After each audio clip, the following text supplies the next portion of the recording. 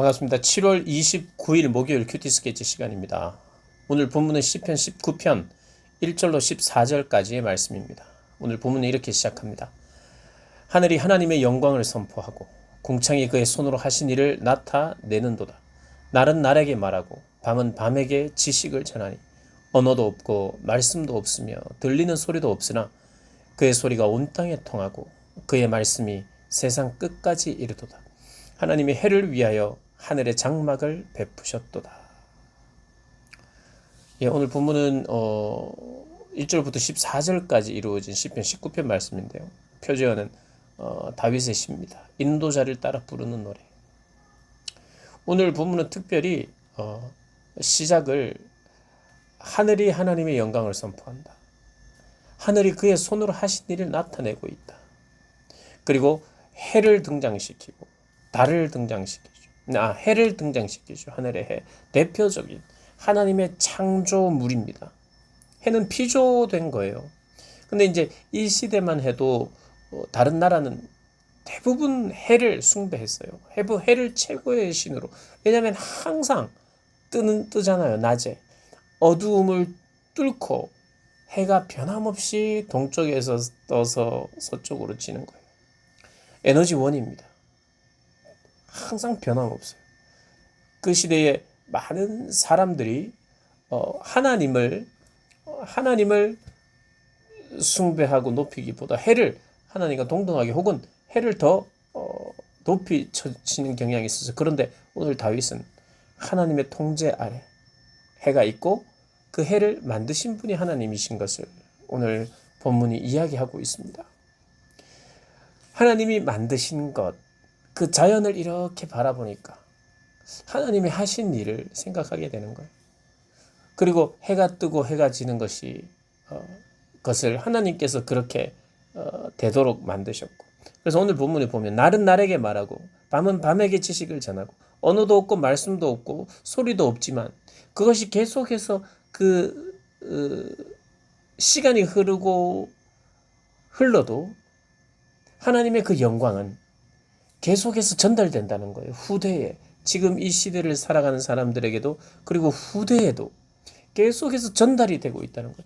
그러니까 이 자연을 묵상하면서 하나님이 만드신 이 자연 세계를 묵상할 때 소리도 없고 말도 없지만 그 지식이 전달되고 계속해서 세대와 세대를 이어서 이 창조 세계를 바라보면서 하나님을 생각할 수 있도록 만드셨다는 거예요. 그래서 하늘이 하나님의 영광을 선포하며 그리고 해는 그의 신방에서 나오는 신랑과 같고 그의 길을 달리는 기뻐하는 장사와 같다. 이게 무슨 말이냐면 어둠을 물리치는 용사 같다 이 말입니다. 해가 떠오르는 게. 하나님의 창조물을 묵상하라. 하나님의 창조 세계를 묵상할 때 하나님의 영광을 우리는 바라보게 된다는 걸 오늘 시인이 이야기하고 있습니다.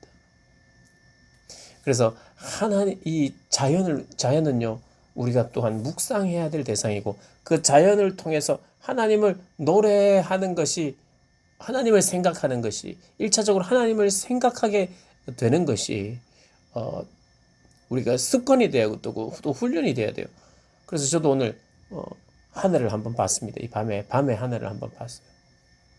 요즘은 특별히 해나 이런 것에 달이나 이런 걸 보면서 감동하기보다는 요즘은 이 매미 소리가 얼마나 큰지 밤새도록 매미의 합창입니다. 이것도 물론 이제 너무 더워서 그렇기도 하겠지만 이 참 신기해요. 참 이 하나님이 만드신 이 자연의 세계 묵상하면 할수록 신기하고 놀랍고 또 변함이 없고 생명이 또 계절이 되면 그 생명력을 발휘하는 그런 것들을 보면서 하나님을 찬양하게 되어 있어요. 그러니까 하나님이 만드신 것을 보며 우리는 하나님을 찬양하게 되어 있다. 그리고 또 7절부터 보면 하나님의 말씀을 묵상하고 그 말씀에 대한 말씀이 꿀보다 더 달다고 이야기합니다. 많은 금보다 더 사모할 것이라고 말하는 거예요. 7절부터 9절까지 10절까지를 보면 하나님의 말씀을 묵상함이 기쁨이라고 이야기해요. 그래서 여호와의 율법도 말씀이고 증거도 말씀이고 교훈도 말씀이고 계명도 말씀이고 도도 말씀이고 다 말씀이. 그래서 말씀이 어떻게 하냐냐? 완전하게 하여 그 말씀은 완전하여서 영혼을 소성시킨다. 내 영혼이 막 새로워지고 살아난다는 거예요. 하나님의 말씀을 내가 대하면 우리 영혼이 막 참 이 마음이 아프고 힘들고 영혼이 지쳐 있을 때 그 영혼에 지친 영혼을 그냥 우리가 몸이 가만히 쉬기만 하면, 여러분 쉬어봤어요? 그냥 쉬기만 하면 우리 힘이 안 생겨요. 여호와의 말씀을 대할 때, 완전한 말씀을 대할 때 우리의 막 영혼이 소생하는 것을 느껴.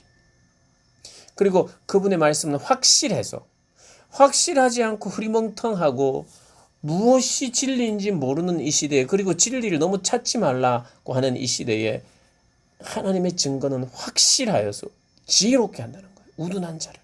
여러분, 하나님의 말씀이 없는 자는 지혜롭지 않아요. 그게 지혜 있는 것처럼 보이지 그렇지 않습니다. 지혜롭지 않아요.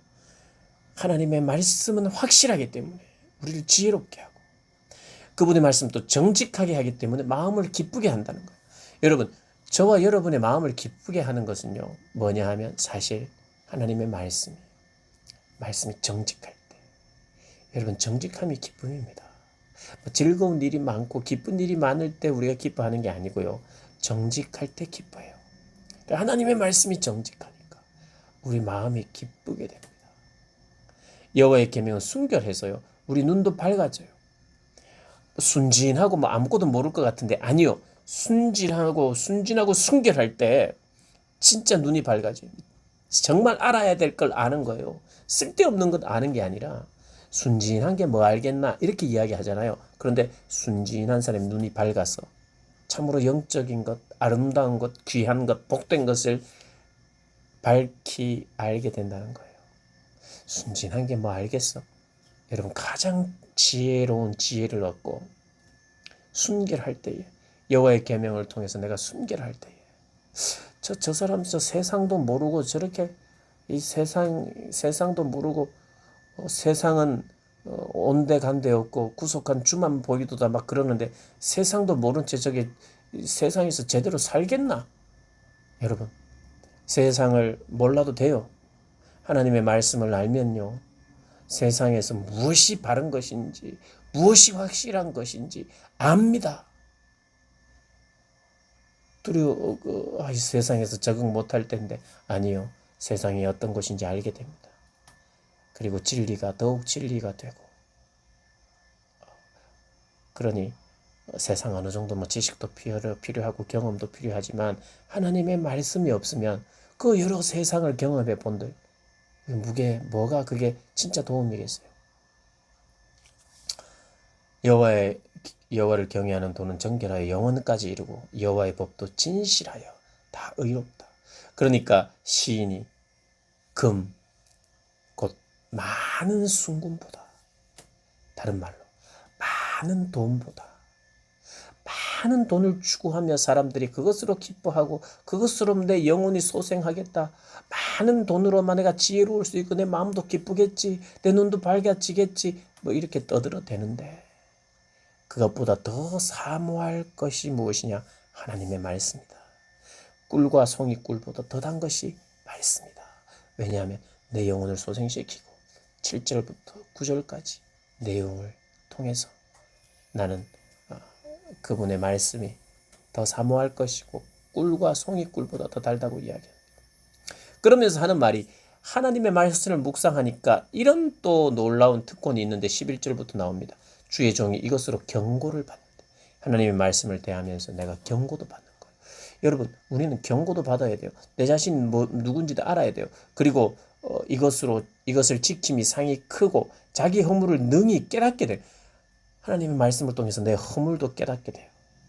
그래서 그 허물에서 벗어나기를 기도하는 거예요. 그리고 죄를 짓지 않기를 위하여 몸부림치는 거예요. 13절에 보면 또 주의 종에게 고의로 죄를 짓지 말게 하사 그 죄가 나를 주장하지 못하게 하소서. 그리하면 내가 정직하여 큰 죄가에서 벗어나겠나이다. 물론 이것은 간구입니다. 간구. 11절도 간구입니다. 나를 허물에서 벗어나게 해달라는 간구. 말씀을 통해서 알면 이런 기도가 나오는 거예요. 말씀을 통해서 내가 죄를 짓지 않게 해달라고 부탁하는 거예요. 그러면서 시인의 마지막 고백이 14절입니다. 14절에 이렇게 고백해요. 나의 반석이요 나의 구속자이신 여호와여, 내 입의 말과 마음의 묵상이 주님 앞에 연락되기를 원한다.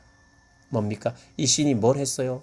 자연을 묵상하면서 하나님과 교제하면서 소리도 없고 형체도 없는 것 같고 그렇지만 밤이 낮에게 낮이 낮에게 그렇게 계속해서 날은 날에게 말하고 밤은 밤에게 지식을 전하면서 하나님의 그 영광이 계속해서 전달이 되는 것.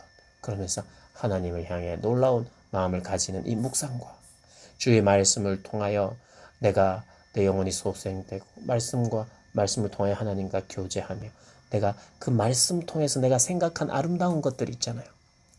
여러분, 우리는 이런 겁니다. 여러분, 우리가 행동이 없고 내가 실천이 없는데 하나님 뭘 받으시겠느냐? 물론 제대로 생각하고 제대로 묵상하면 반드시 행동이 나옵니다. 그런데요, 여러분, 행동하고 그것을 내가 순종하고 움직여야 되는 게 맞아요. 그게 틀렸다는 게 아니에요. 그러나 우리가 하나님의 말씀을 묵상하는 생각함도 하나님 받기를 원하세요. 내가 아름다운 생각을 하는 것을 하나님 기뻐하세요. 그리고 자연을 묵상하면서 내 안에 찬양이 흘러나오는 것을 하나님 기뻐하세요. 말씀을 통해서 나의 자신의 죄악을 들여다보고 들추어내고 하나님 앞에 회개하고 내 죄를 깨닫게 되는 거 하나님 기뻐하세요. 뭐 깨달으면 뭐 하나 똑같은데 여러분 똑같은 게 문제입니까? 그럼 어떻게 변합니까? 묵상의 과정을 통해서 변해요. 아무리 묵상해 봐야 뭐 하냐? 내가 결단하고 행동해야지. 그러나 여러분 진짜 내가 자발적인 기꺼운 마음의 순종은요. 이를 악물고 하는 결단보다는 내 마음의 묵상과 깨달음을 통해서 진짜 내 마음이 변해하면서 행동도 변해야 되는 거죠. 그래서 시인이 그렇게 고백합니다. 내 입의 말과 나의 마음의 묵상이 주님 앞에 연락되기를 원합니다. 나의 말도 진실한 말 되게 하고 물론 나의 말도 실천이 있는 말 되게 해달라는 기도이기도 해요. 그래서 나의 말과 내 마음의 묵상이 나의 생각하는 것이 주님 앞에 연락되기를 원하고 나의 말과 나의 마음에 묵상한 것이 나의 삶으로 나타나기를 원하여 내 삶으로도 하나님 나를 받으시고 나의 입술의 고백도 주님께서 받아주옵소서라는 그런 고백을 하는 거예요. 그래서 여러분 우리가 하나님을 알아가는 데는 이 창조 세계를 보면서 하나님을 알아갈 수 있어요. 그러나 더 중요한 것은 하나님의 구원의 진리, 특별 계시인 하나님의 말씀을 우리가 묵상해야 됩니다. 그러나 하나님의 말씀만 묵상하고 하나님의 말씀만 찬양하지 않고 온 세상을 만드시고 창조하신 창조주 하나님에 대한 찬양을 시편은 많이 실어놨어요. 우리도 흉내를 내야 됩니다. 우리도 따라해야 돼요. 한 자연을 보면서 뭐 꼭 자연을 보고 아름답다 해야 되나? 그러나 정상적인 사람이라면 자연을 보고 자연을 만드신 하나님을 찬양하는 것이 정상적인 예배인이라는 거예요. 그래서 무엇을 보든지 창조 세계를 보며 참 귀하다, 신기하다 하면서 하나님을 찬양하시기를 바랍니다. 그리고 더 많은 시간 하나님의 말씀을 보고 하나님의 하신 일을 보고 찬양하시기를 바랍니다. 그리고 그 말씀을 통해서 나의 부족과 연약함을 깨달아서 돌이키기를 간구하시기를 바랍니다. 그래서 시인의 고백처럼 내 입의 말과 마음의 묵상이 주께 연락되기를 원합니다라고 고백하며 살아가는 복된 여러분들 되시기를 주님의 이름으로 축복합니다.